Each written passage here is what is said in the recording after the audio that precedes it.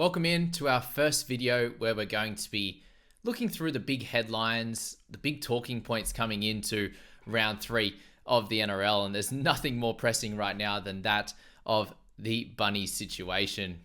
News coming out right now is that Cook has been dropped back to the bench and he's going to be playing somewhere near a 60-minute role. Likely that means that Havili's going to start there.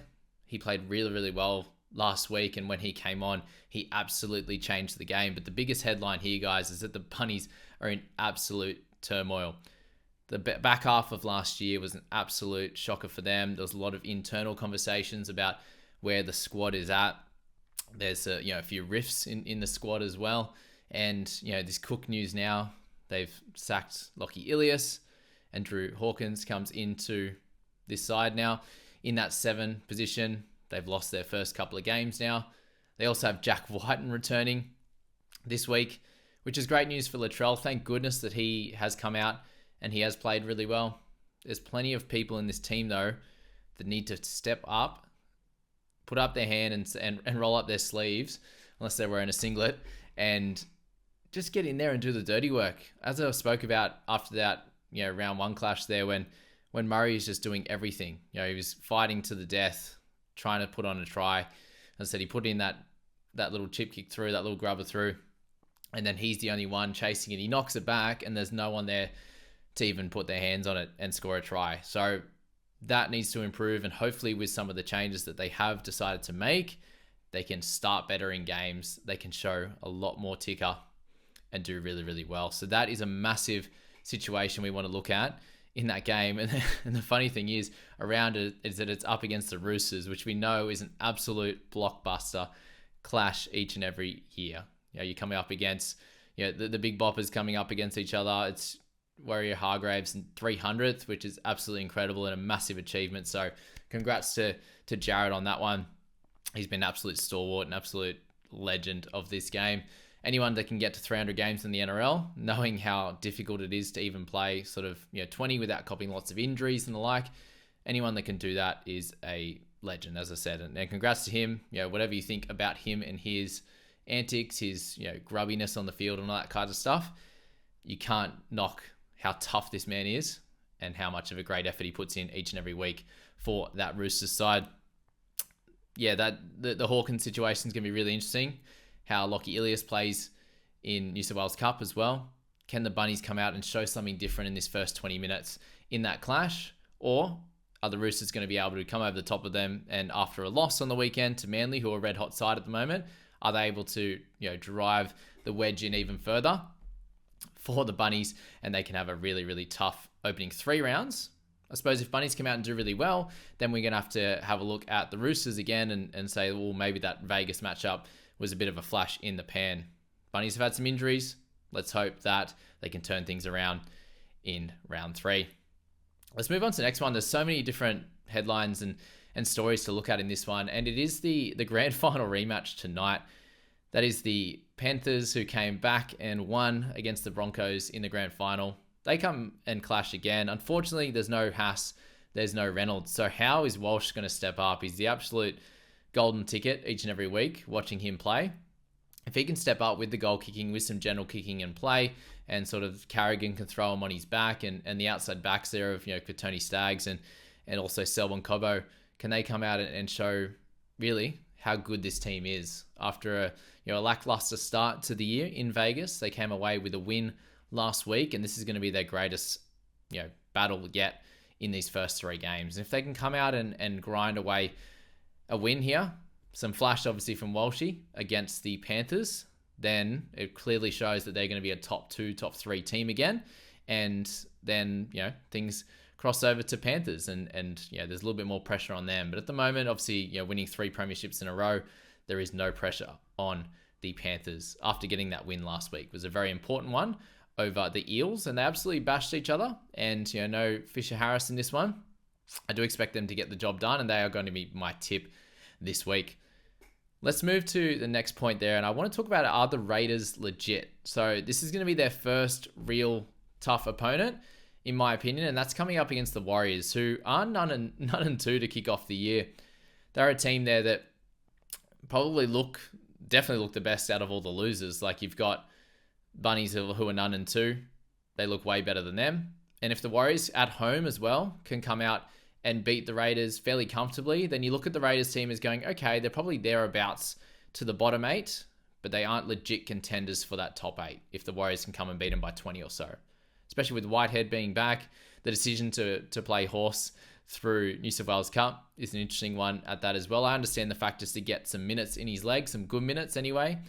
And that really suggests to me that Whitehead, if he's coming back from injury, Horse is not, that Whitehead isn't going to play massive minutes, and they want him there for his captaincy and his leadership. So, the Raiders outside backs, are they able to really step up? And is Jamal Fogarty able to show his class and get a win over the Wars in New Zealand?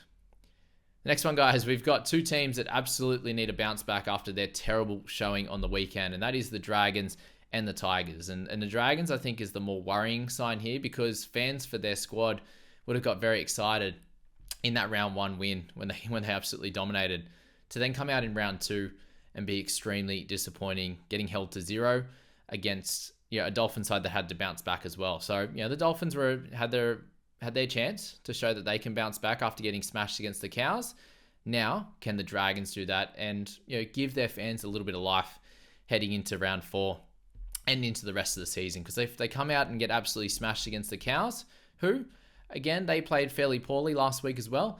If they can come out and smash the Dragons in this one, then fans of that Dragon side are not in a good way. The Tigers as well, they've wielded the axe there with Sullivan moving back to the bench, with Alex Seyfarth moving back to the bench. We see Lockie Galvin get the keys with Aiden Caesar. How can Galvin step up? Can Jareem Bullock have a really good game as well? And what are we going to see from guys like Papali'i and also John Bateman to try and get them out of a hole against a really, really gritty Sharks team at this stage of the season? They've looked really, really good. 2 more points, guys. The question here is, who's the better team, Eels or Manly? Both squads have started really, really well. Eels winning one of their 2 matchups, obviously second one being up against the Panthers and losing there, and then Manly coming out with 2 really good wins, and they both look really, really good at the moment. And that Sunday clash is going to be incredible. I think it's the second last to round out the week. And I think it's going to be hard not to tip the Eels in this one, just because they are at home and they look really good. And if they didn't have those injuries on that left-hand side defense from them, would they have been able to keep the Panthers' tries down sort of 1 or 2 and being able to go over the top late with the tries that they were able to score there? So can't wait to watch the battle.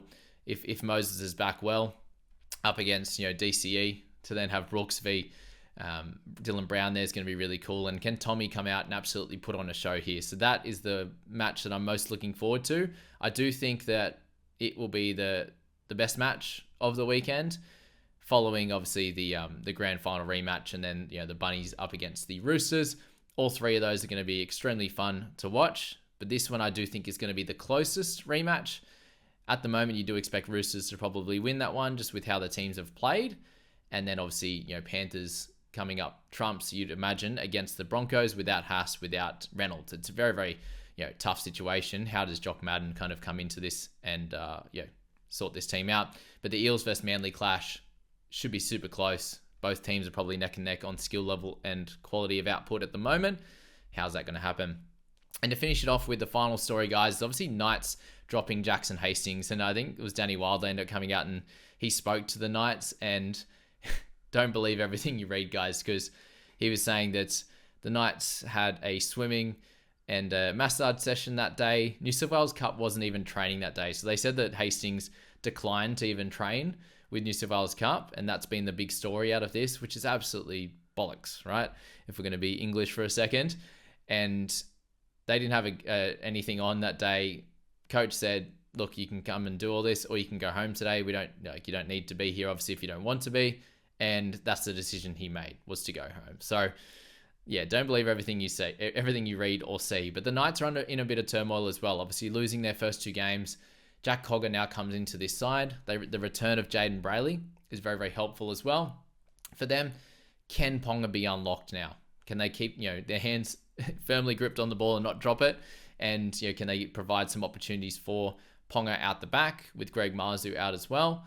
how do these changes sort of, sort this squad out, and can they come out and beat a really strong Storm side? Storm side missing Munster, missing Hughes, Howard Grant, and Pat going to play in this one. A massive thank you to all of you guys for watching this. Let me know in the comments or on the podcast with a nice 5-star review if you're really appreciating this type of content. I'm going to be getting this out daily after each of the games. If you're interested in this, let me know. Obviously the views will tell me that, but big thank you guys for watching this. How's it all going to play out this week? I'm excited for it. I hope you are too.